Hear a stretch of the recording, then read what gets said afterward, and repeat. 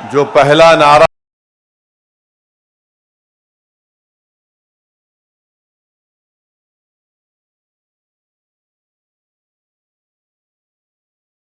हम लगाएंगे, आप भाई साहब आप नारे लगाएंगे या सुन रहे हैं बात को? बैठिए, बैठो, बस करो, ठहरिए।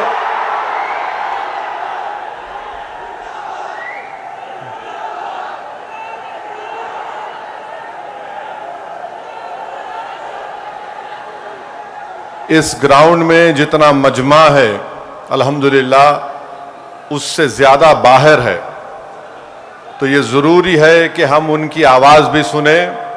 तो मैं बाहर जो मजमा खड़ा हुआ है उनसे अपील करूंगा कि आप हमारे साथ नारा लगाइए। ग्राउंड में कोई नारा नहीं लगाएगा। नारे तकबीर,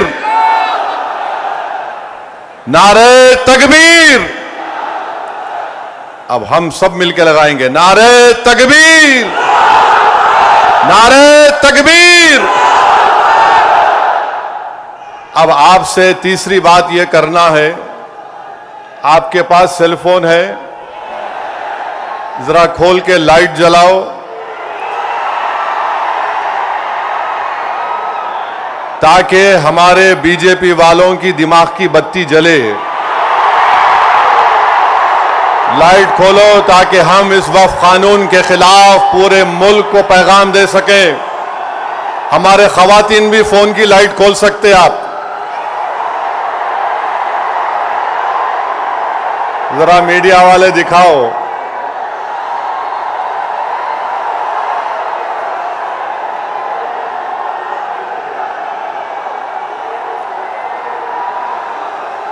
अब जरा जेब में रख लो फोन को। आपसे अहम बात यह कह रहा हूं कि अब जब जलसा खत्म हो के यहां से आप निकलेंगे, आप लोग पुरअमन तरीके से अपने अपने मुकामात को जाएंगे। आप झंडे लहराते हुए नहीं जाएंगे, सब्र और तहम्मुल का मुजाहरा करते हुए सरजमीन हैदराबाद के अमन को और मजबूत करते हुए आप यहां से जाएंगे। जाएंगे ना आराम से इंशाअल्लाह। और घर को जाके बैठना नहीं, ईशा की नमाज गोल नहीं करना। ईशा पढ़ना है मेरे को भी और आपको भी, तो ईशा भी पढ़ेंगे ना आप। अब मसला यह है कि किसी शायर ने अच्छा कहा था, जब ज़मीर और ज़र्फ का सौदा हो दोस्तों, जब ज़मीर और ज़र्फ का सौदा हो दोस्तों, कायम रहो हुसैन के इनकार की तरह। मैं आपको ये बताना जरूरी समझता हूं कि इस कानून के खिलाफ all India Muslim personal law board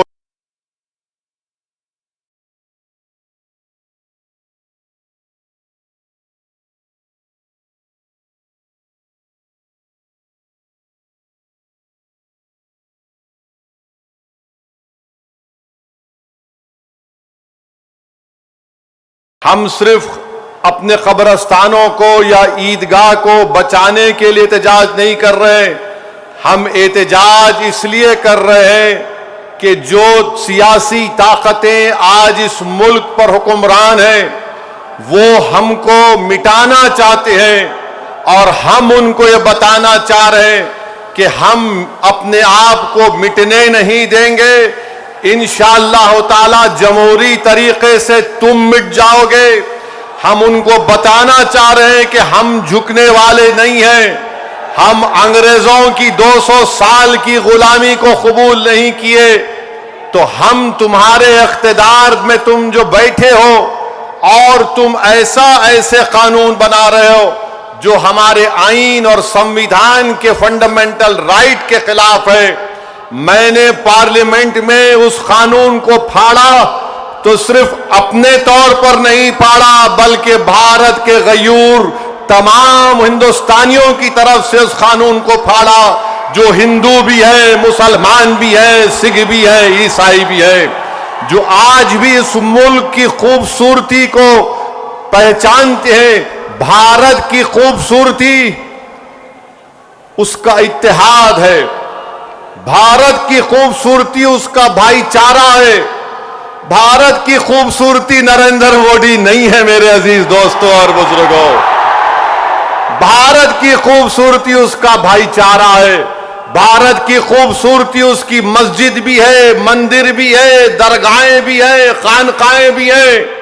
और जो लोग इस भाईचारगी को खत्म करना चाहते हैं वो भारत को कमजोर कर रहे हैं। तो हमारा एहतजाज इसलिए भी है कि वो लोग जो हमको सफ़े हस्ती से मिटाना चाहते हैं, हम उनको पैगाम देना चाहते हैं कि हम मिटने वाले नहीं हैं।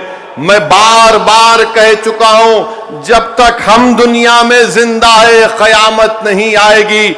जिस दिन हम चले जाएंगे सूर फूका जाएगा, याद रखो।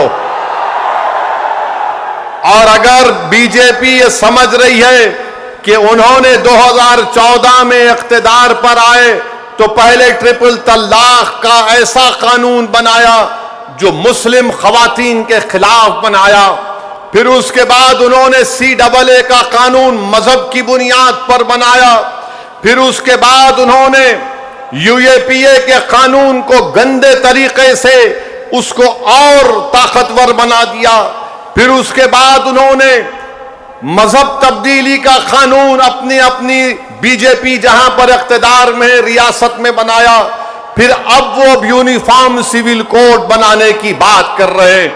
11 साल से नरेंद्र मोदी सिर्फ मुसलमानों की मजहबी शनाख्त पर हमला कर रहे हैं। 11 साल से नरेंद्र मोदी सिर्फ मुसलमानों की मस्जिदों को छीनने की कोशिश कर रहे हैं। 11 साल से नरेंद्र मोदी मुस्लिम खवातीन को ताकतवर बनाने के बजाय उनके सरों से हिजाब को छीन रहे हैं। 11 साल से नरेंद्र मोदी बुलडोजरों के जरिए सबसे ज्यादा दलित और मुसलमानों के घरों को तोड़ दिया। अब यूनिफॉर्म सिविल कोड के नाम पर हमारी शरीयत को हमसे छीनना चाहते हैं। वो शरीयत जो शरीयत एप्लीकेशन एक्ट 1937 है, जब संविधान बन रहा था तो बाबा साहेब अंबेडकर ने कहा था कि शरीयत एप्लीकेशन एक्ट बरकरार रहेगा, मगर आज नरेंद्र मोदी ये समझते हैं कि मैं बाबा साहेब अंबेडकर से बड़ा दूरंदेश हूं। मिस्टर मोदी, आप अंबेडकर के पैर की धूल भी नहीं है, इस बात को याद रख लो आप मेरे अजीज दोस्तों और बुजुर्गों। और दूसरी बात यह, मैं आपसे कह रहा हूं कि अपने सफों में इत्तेहाद को मजबूत रखिए। ये लड़ाई जो आप और हम मिलकर अपने दीगर सेकुलर हिंदू भाइयों के साथ, सिख भाइयों के साथ लड़ रहे हैं, याद रखो बीजेपी संघ परिवार हमारे सफों से बाज मीर जाफर, मीर सादिक को खड़ा करेगी। इनसे एहतियात करो। मगर आज मालूम हुआ कि जाफर पाशा में कश्फो करामात भी है। मुझे अभी किसी ने व्हाट्सएप पर भी जाया कि जो इस वफ़ की कानून की ताईद में आ रहे हैं, जो बड़ी बड़ी बातें करते हैं,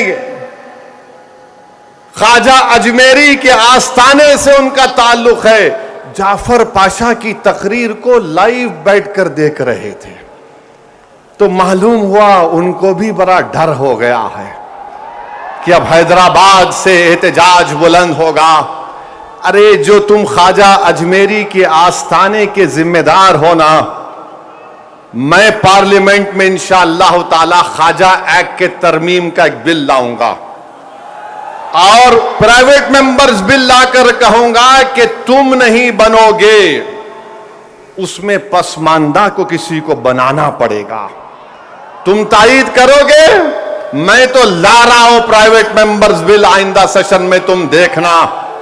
अरे तुम लोग कितना गिर सकते हो, तुम कितना गिर सकते हो, कम से कम उस आस्थाने की निस्बत का तो लिहाज रख लो।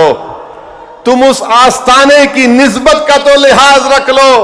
और इस बात को भी याद रख लो कि जब तुम और हम इस दुनिया से जाएंगे तो आरएसएस वाले अगर तुमको खंदे पर लेकर गए कब्रिस्तान में, तो फिर अंदर जाने के बाद जब फरिश्ते पूछेंगे कौन है तेरा रब, तो तुम क्या मोदी बोलोगे या अल्लाह बोलोगे? देख लो इस बात को। हम तो अल्लाह ही बोलने वाले हैं और बोलते रहेंगे। अल्लाह ही हमारी मदद करेगा और अल्लाह ही इनको शिकस्त देगा इंशाअल्लाह ताला। हम तौहीद परस्त हैं और हमको फख्र है इस बात का कि रब्बे कायनात जिस चीज का मालिक अल्लाह है, मोदी कह रहे हैं कि उसका मालिक अल्लाह नहीं रहेगा। अब मोदी आप खुद देखोगे अल्लाह कैसा बता देगा अपना जल्ले जलालहू, आप देखेंगे। आप इसको, इस कानून को तुमको वापिस लेना पड़ेगा। जिस तरह हमारे किसान भाइयों ने हमको रास्ता दिखाया, हम उसी रास्ते पर एहतजाज करेंगे। जब तक कानून वापिस नहीं होगा, भारत में पुरअमन एहतजाज होगा। आप तैयार हैं कि लंबी जमहूरी लड़ाई लड़ने के लिए, या फिर कोका कोला की तरह उड़ के फिर ठंडे तो नहीं बैठ जाएंगे? क्या आप तैयार हैं जमहूरी एहतजाजी लड़ाई लड़ने के लिए? अगर आप तैयार हैं तो आप अपने आप से वादा कर लीजिए कि जब तक ये काला कानून वापिस नहीं होगा, हम एहतजाज करेंगे, हम पीछे नहीं हटेंगे, पुरअमन एहतजाज हमारा होगा। याद रखो मेरे अजीज दोस्तों और बुजुर्गों, हम अल्लाह जिस जमीन का, जिस जायदाद का मालिक है, उसकी हिफाजत के लिए आगे बढ़ रहे हैं। हम अल्लाह के घर की हिफाजत के लिए आगे बढ़ रहे हैं। हम औलिया अल्लाह के आस्थानों की हिफाजत के लिए आगे बढ़ रहे हैं। हम अपने ईदगाहों की हिफाजत के लिए आगे बढ़ रहे हैं। और याद रखो इंशाअल्लाह ताला अल्लाह हमारी इस कोशिशों को कबूल करेगा। अल्लाह हमारे इस ईसार को कबूल करेगा। हम जो कुछ भी कर रहे हैं,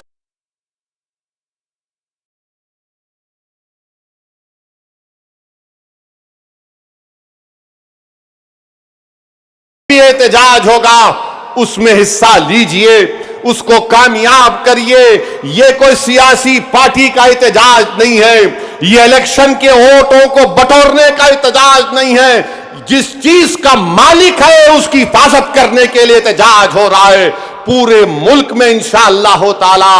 जो मुस्लिम पर्सनल बोर्ड ने प्रोग्राम बनाया उसमें हिस्सा लीजिए।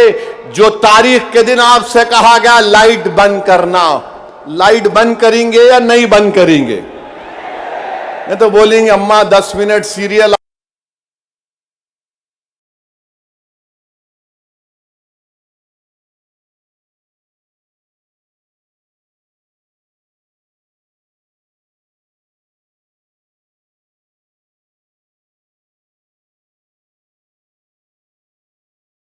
खड़े होना है अपने हिंदू भाइयों के साथ, अपने सिख भाइयों के साथ।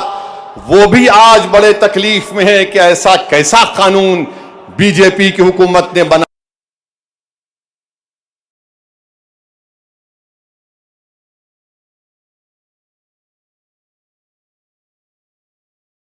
वो हमारे दीनी भाई हैं मेरे भाई, खुदारा उनके बारे में कोई गलतफहमी मत रखिए। मैं आपको बता रहा हूं नरेंद्र मोदी ने इस मुल्क को गुमराह किया। मैं और अब्दुल्ला साहब हम लोग पार्लियामेंट की कमेटी के मेंबर थे। Mister Abdullah, I am saying to the people of Hyderabad and to the people of India that during the deliberations of the joint working committee, the Bora community had come, Dawoodi Bora community had come to the committee along with King's Counsel Mr. Salve, Harish Salve, and they had given a representation. You remember, they wanted exclusion from the Waqf Act. They had clearly said we have nothing to do with this bill. The Dawoodi Bora have clearly stated that in 1962 the Supreme Court has given them a definite definition of religious denomination. The Dawoodi Bora have said, if you remember, that they believe in the concept of Dail Mutlaq. And this Waqf bill goes contrary to that. It is part of their faith. मैंने ये कहा कि अपने दाऊदी बोरा भाइयों की ईमानदारी पर हरगिज हरगिज शक मत करो। नरेंद्र मोदी हमारे इत्तेहाद को कमजोर करना चाहते हैं। दाऊदी बोरा के लोग पार्लियामेंट की कमेटी के पास आए थे। लंदन से मायानाज वकील किंग काउंसिल जनाब हरीश साल्वे साहब को लाकर पार्लियामेंट की कमेटी के सामने कहा कि हम 2024 का कानून नहीं चाहिए, हमको वक्फ से अलहदा करो। क्योंकि दाऊदी बोरा जो एक शियाओं की ब्रांच है, उन्होंने कहा कि हमारे पास दाइल और मुतलक है। उनके जो रूहानी पेशा है मुफद्दल साहब, अल्लाह उनको सलामत रखे, वो उनकी मौजूदगी में कोई मुतवल्ली नहीं हो सकता। लिख कर दिया उन्होंने कि हमको इस वक्फ एक्ट से लेना देना नियम को निकाल दो। तो ये इनको बुलाया गया, मोदी ने बुलाया इनको, और नरेंद्र मोदी ने कितना गुमराहकुन बात की। बैठ के कहा कि मैंने 3 साल पहले ये बिल बना दिया, आप लोगों को नहीं मालूम होगा, मैंने भिजा दिया आपको, और कहा कि कॉमा फुल स्टॉप लिख दो। मोदी ये पैगाम दे रहे हैं भारत के सेकुलर हिंदू भाई बहनों को, सिखों को और मुसलमानों को, मैं तो नहीं लाया है बिल, ये तो ये लोग बोल के लाया मैं। आप समझ रहे हमारी बात को? और हम जब कमेटी में थे, हम मिनिस्ट्री ऑफ माइनॉरिटी अफेयर से पूछे कि कानून तुम क्यों लाए, क्या तुमने मुसलमानों से बातचीत की, क्या तुमने इस बिल के बारे में बात की? एक वर्ड नहीं बोल सके वो लोग। The committee when called the Ministry of Minority Affairs, they didn't have anything to say. Why did they bring this bill? You are witness to it. अब मोदी इन दाऊदी बोराओं को बदनाम करने के लिए, पूरे देश में एक पैगाम देने के लिए कि देखो मैं तो 3 साल पहले उनको बिल दिया था। मेरे भाई, ये साजिश है हमारे इत्तेहाद को कमजोर करने के लिए। मोदी जी, आप शतरंज की चाल खेल रहे हैं, हम भी जानते हैं शतरंज कैसा खेलना सियासत में। डॉक्यूमेंट्स है, आज मैं एक्स पर सोशल मीडिया पर डॉक्यूमेंट्स डाल दिया हूं। दाऊदी बोरा लोगों ने कमेटी को दिया, वो 1924 से कह रहे हैं कि हमको वक्फ कानून में मत रखो, क्योंकि हमारा जो जूरिस्प्रूडेंस है, हमारा जो फिक्र है, वो दाइल मुतलक के ऊपर है। तो आपसे अपील कर रहा हूं कि अपने दिमाग में 1% भी दाऊदी बोरा हमारे दीनी भाइयों के खिलाफ कोई शक मत करिए। वो तो नहीं चाह रहे थे, इनको तो पप्पा जी बुला के बोल दिए आपको वजह से करा मैं। अब चौथी बात यह है, बीजेपी वाले बोल रहे इसमें सब कुछ है, मुसलमानों का फायदा है, औरतों का फायदा है। आज से थोड़े दिन पहले हैदराबाद में फतेह दरवाजे पे एक चालाक आदमी था, लगता है उन्हें भी मोदी जी की शागिर्दी में निकला सो था। उन्हें क्या बोला, आप मेरे पास आओ, जिसके सर टकले हैं मैं दवा देता हूं, बाल उग जाते। लाइन लग गई वहां पे, लगा दवा लगा, बाल उगते। अब पब्लिक बेचारी, तो मोदी जी भी यही बोल रहे, दवा ले लो सब चीज ठीक हो जाती। इनकी दवा नहीं है, ये दवा मौत है। ये दवा नहीं दे रहे, मौत का पैगाम दे रहे हैं। ये वक्फ को छीनने के लिए ला रहे हैं। आप सोचिए, दाऊदी बोरा लोगों ने सेक्शन 2 लिख कर दिया, तो मोदी ने क्या किया, दाऊदी बोरा का नाम लेके सेक्शन 2 बना के उस भारत के दौलतमंद आदमी जिसने हमारे खोजा भाई, ये भी शियाओं का एक ब्रांच है, खोजा ट्रस्ट से खरीद कर 21 करोड़ में अपना आलीशान महल बना लिया। सेक्शन 2 का फायदा उस शख्स को होगा। हम हैदराबाद में क्या बोलते, किसकी दुकान पे किसकी फातिया, क्या बोलते, नाना मामू की दुकान पे नाना की फातिया। तो दाऊदी बोरा को सामने रख के मुकेश भाई की फातिया पढ़ दी है इन्होंने काम कर दिया। सेक्शन 2 से उनको फायदा होगा। तो आपको और हमको मुत्तहिद रहना है, शिया सुन्नी इत्तेहाद को मजबूत रखना है। आप शिया सुन्नी इत्तेहाद को मजबूत रखेंगे ना मेरे भाई? ये all India Muslim personal law board के प्लेटफॉर्म पर शिया भी है, सुन्नी भी है। ये पैगाम मुस्लिम पर्सनल लॉ बोर्ड देता है कि हम अपने इत्तेहाद को मजबूत रखें। दाऊदी बोरा को मोदी धोखा दे दिए, उनके नाम को इस्तेमाल करके मुकेश भाई को बोले लो गुलाब जामुन खाओ एंड बी हैप्पी। उनके अच्छे दिन आ गए। तो मेरे अजीज दोस्तों और बुजुर्गों, छठी बात आपसे अर्ज करना चाह रहा था वो ये है कि सदर साहब ने बहुत सी बातें आपके सामने रख दी कि सुप्रीम कोर्ट ने रिलीफ दिया है, मगर आज भी हम वक्फ की जायदाद को खो रहे हैं। लिमिटेशन एक्ट अप्लाई हो गया, जो 12 साल से काबिज है वो मालिक बन रहा है। 6 महीने के अंदर पोर्टल पर चढ़ाना है, नहीं चढ़ाए तो वक्फ से चले जाएगा। वक्फ इवैक्यू प्रॉपर्टीज निकल गई हमारे हाथ से। 100 एकड़ जमीन है पंजाब हरियाणा में जो आज गवर्नमेंट उस पर काबिज हो चुकी है। रिपोर्ट आई कि उत्तर प्रदेश में 500 से ज्यादा वक्फ प्रॉपर्टीज को उत्तर प्रदेश की सरकार ने गवर्नमेंट की प्रॉपर्टी डिक्लेयर कर दिया। तो मेरे अजीज दोस्तों और बुजुर्गों, और इसमें एक है वक्फ औलाद अब नहीं कर सकेंगे आप। वक्फ औलाद के बारे में कह रहे हैं कि बच्ची का शेर मार के कोई वक्फ औलाद नहीं कर सकता। अरे मैं अल्लाह को दे रहा हूं, अपने बेटे बेटी को मालिक नहीं बना रहा हूं। क्या यह बात सच नहीं है प्रधानमंत्री जी कि हिंदू सेल्फ एक्वायर्ड प्रॉपर्टी में एक हमारा हिंदू भाई अपने विल के जरिए अपनी एक औलाद को या मोहल्ले में किसी को पूरी प्रॉपर्टी दे सकता है, मगर मुसलमान 1/3 से ज्यादा अपनी किसी औलाद को प्रॉपर्टी नहीं दे सकता। अभी यह कानून जो है, अभी अगर कोई कलेक्टर मुतवल्ली को बोलेगा कि तुम दरगाह में उर्स नहीं करना, कलेक्टर मुतवल्ली को बोलेगा कि तुम आशूर खाने में इमाम बाड़े में मजलिस नहीं करना, कलेक्टर अगर कोई मुतवल्ली मस्जिद को बोलेगा कि तुम मस्जिद में अज़ान नहीं देना, और अगर मुतवल्ली नहीं सुनेगा तो कलेक्टर उसको 6 महीने की सजा दे सकता। यह कानून है। अभी पहले कानून यह था कि अगर कोई वक्फ की प्रॉपर्टी को बेचता तो 2 साल की सजा, नॉन बेलेबल। अब मोदी जी बोल रहे प्यारे मैं राजा हूं, तुम लूटो बेल ले लो, 6 महीने की सजा काट के आ जाओ, मैं हूं ना। यह कानून बनाया गया है। तो मेरे अजीज दोस्तों और बुजुर्गों, यह वक्फ का कानून मुसलमानों के मफाद में नहीं है।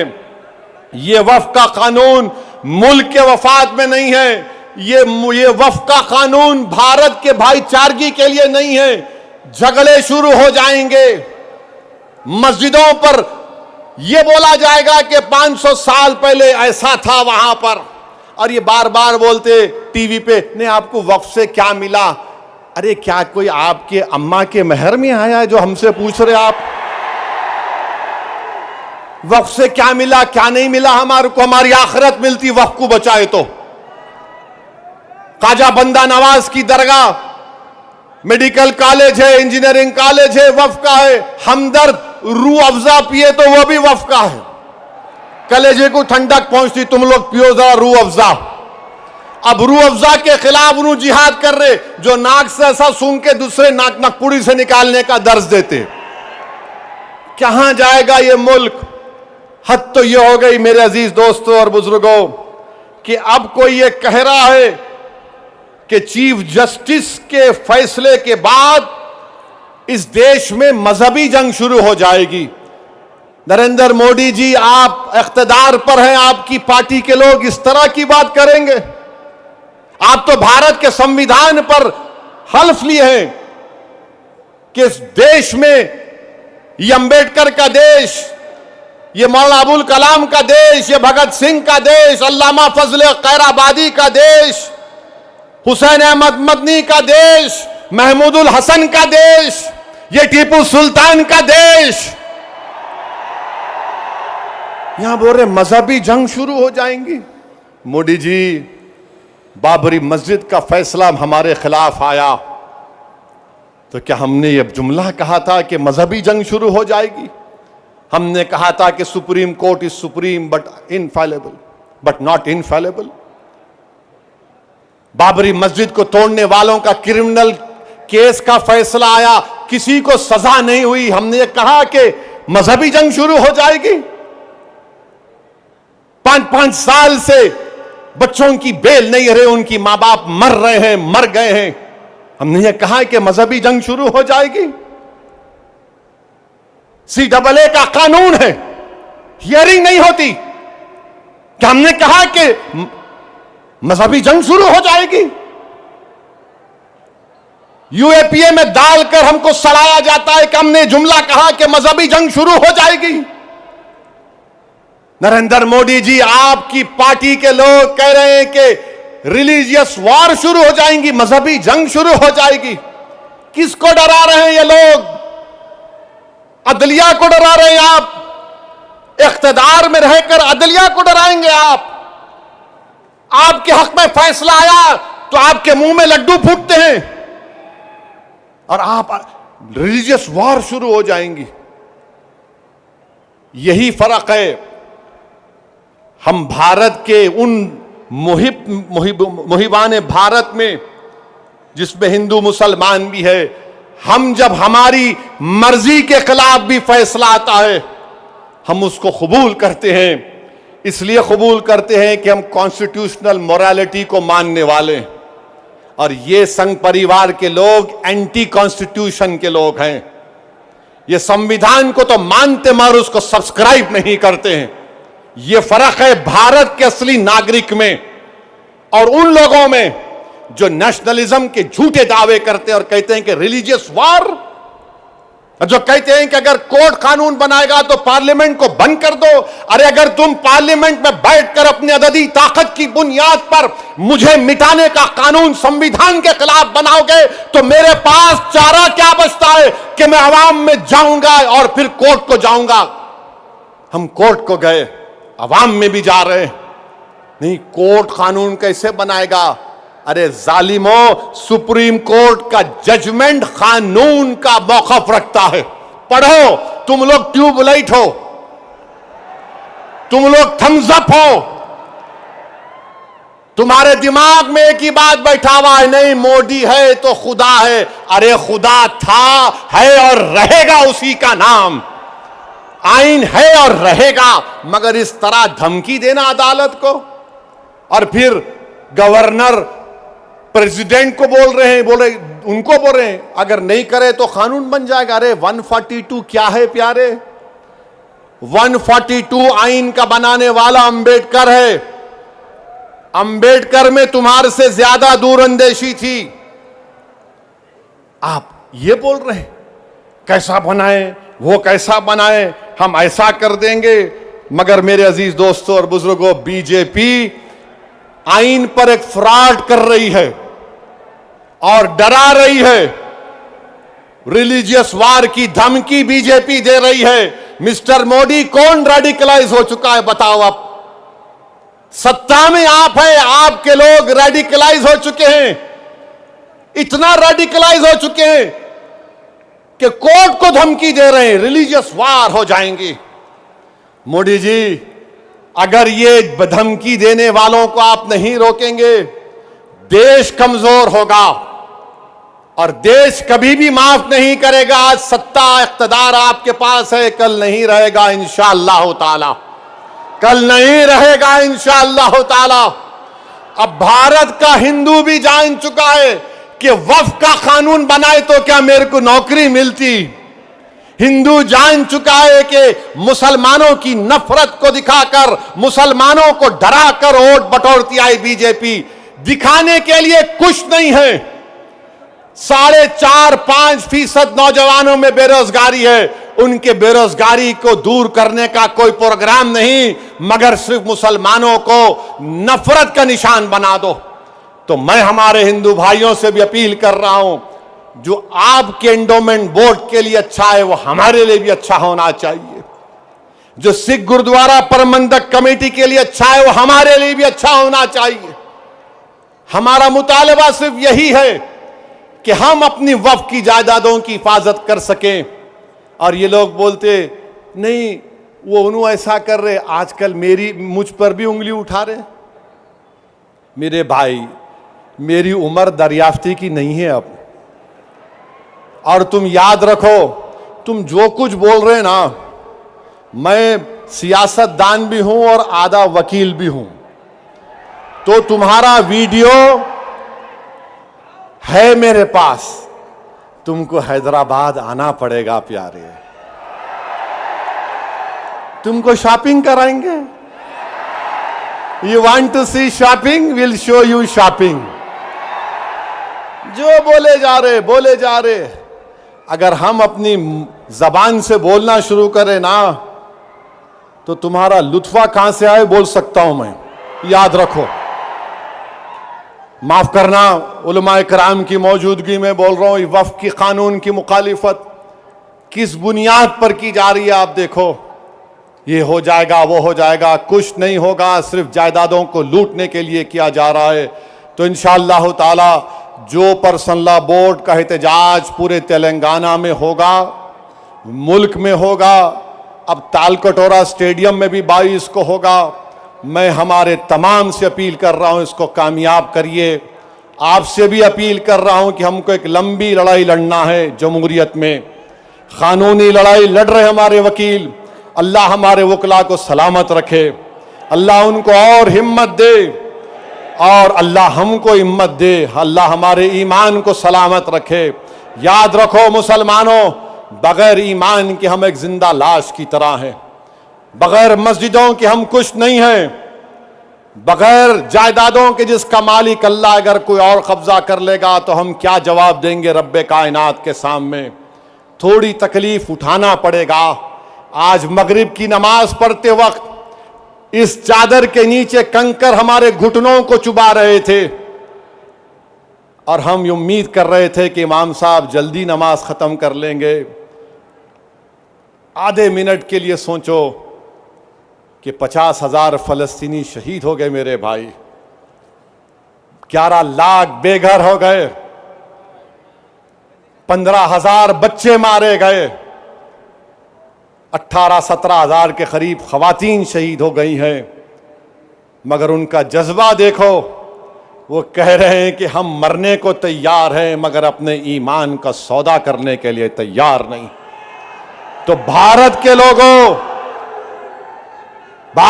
लोगों, तुमको मजलूमों से आवाज आ रही है कि हक की कामयाबी के लिए, बातिल को शिकस्त देने के लिए हम 75 साल से अपनी नस्लों को कुर्बान कर दिए।